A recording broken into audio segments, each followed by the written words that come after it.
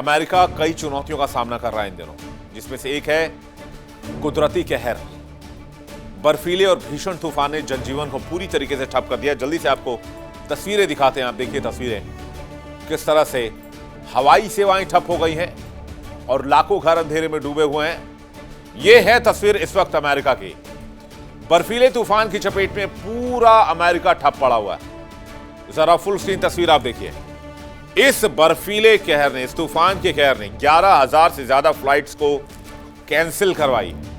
हवाई सेवाएं बुरी तरह प्रभावित है। न्यूयॉर्क, लागुआर्डिया और बोस्टन एयरपोर्ट प्रभावित हैं। कई इलाकों में 2 फीट से ज्यादा बर्फबारी हुई है। न्यू जर्सी और मैसाचुसेट्स समेत कई इलाकों में आपातकाल घोषित करना पड़ा है। कई राज्यों में आपात स्थिति है। 5 लाख घरों की बिजली गुल हो गई है।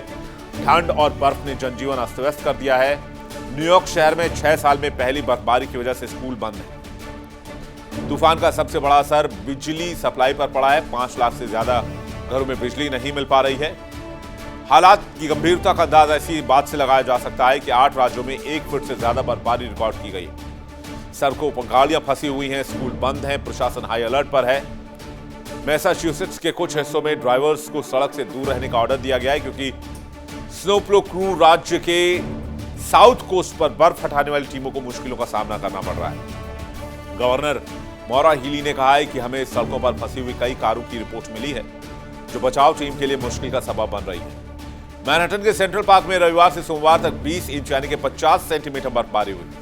नेशनल वेदर सर्विस के मुताबिक लॉन्ग आइलैंड और के इस्लिप में 22 इंच से ज्यादा की बर्फबारी हुई है। सर्विस ने कहा है कि प्रोविडेंस रोड आइलैंड में 32.8 इंच की बर्फबारी हुई है। पुराना रिकॉर्ड 1978 का था, जब 28.6 इंच की बर्फबारी हुई थी। अमेरिका में आए इस बर्फीले तूफान ने पूरे नॉर्थ ईस्ट और उससे आगे ट्रांसपोर्टेशन में बड़े स्तर पर रुकावट डाली है। एमट्रैक ने न्यूयॉर्क और बोस्टन के बीच सर्विस रोक दी है, जिसे पूरे देश में कैंसिलेशन बढ़ गए हैं। एयरलाइन ट्रैकिंग सर्विस और फ्लाइट अवेयर ने बताया है कि 3 दिन में 11,055 अमेरिकी फ्लाइट्स कैंसिल हुई हैं। भारी बर्फबारी से वर्जीनिया से मैसाचुसेट्स तक बिजली की लाइनें खराब हो गई हैं और बिजली गुल हो गई है।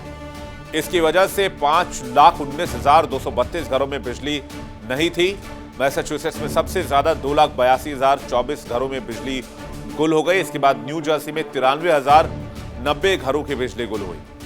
अमेरिका के उत्तर पूर्व में आने वाले ये विंटर स्टॉर्म इसलिए बनता है क्योंकि वहां मौसम की कुछ खास स्थितियां एक साथ बन जाती हैं। सर्दियों में कनाडा की तरफ से बहुत ठंडी हवा नीचे की ओर आती है, लेकिन जो बर्फबारी इस वक्त देखी जा रही है अमेरिका में, वो सामान्य नहीं है और इसकी वजह से अमेरिका के कई राज्यों में हालात बहुत ज्यादा खराब हैं।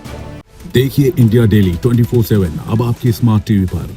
इंडिया डेली मौजूद है सभी डिजिटल प्लेटफॉर्म पर लाइव और लगातार। इंडिया डेली 24/7 हर दिन राष्ट्र को समर्पित।